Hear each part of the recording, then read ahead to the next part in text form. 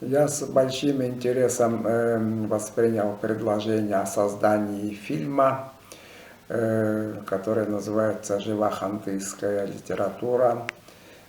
Таежный пророк», потому что о духовных ценностях нашего округа, России и мира всегда нужно говорить, и нужно к этому миру, к миру духовных ценностей, литературы, искусства, культуры, надо приобщать жителей планеты, жителей округа, жителей городов и деревень. И задача фильма как раз состояла в том, чтобы рассказать о том, какие литературы у нас существуют в округе и что в этом направлении делается на территории Югры. Из примеров на съемке фильма, примеров запоминающихся эпизодов в создании фильма было много. Я, как участник съемок, хотел бы сказать о том, что не вошло в фильм.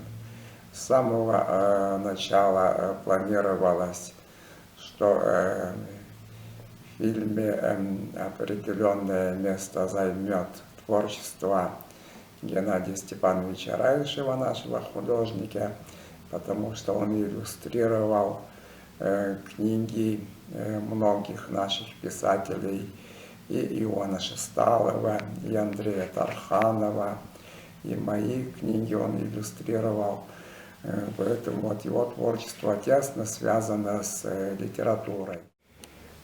Фильм мне понравился тем, что здесь охватили очень большой круг читателей.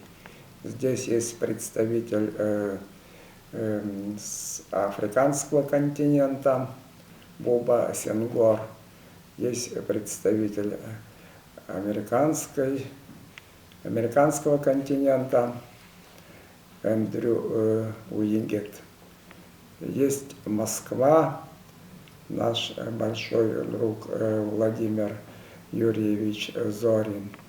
Есть также представители, ну, скажем так, от земли, от леса, от рек, от озер, потому что самую основу жизни, главную основу жизни составляют люди, которые непосредственно живут на югорской земле. Кому бы я порекомендовал посмотреть этот фильм?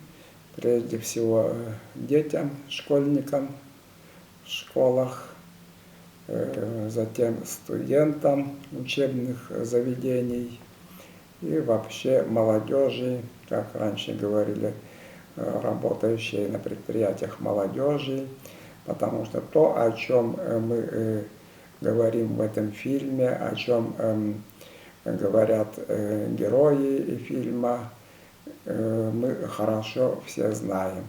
Ну а молодежь должна приобщаться к тем духовным, культурным ценностям, о которых старшее поколение знает больше, чем молодежь сегодня.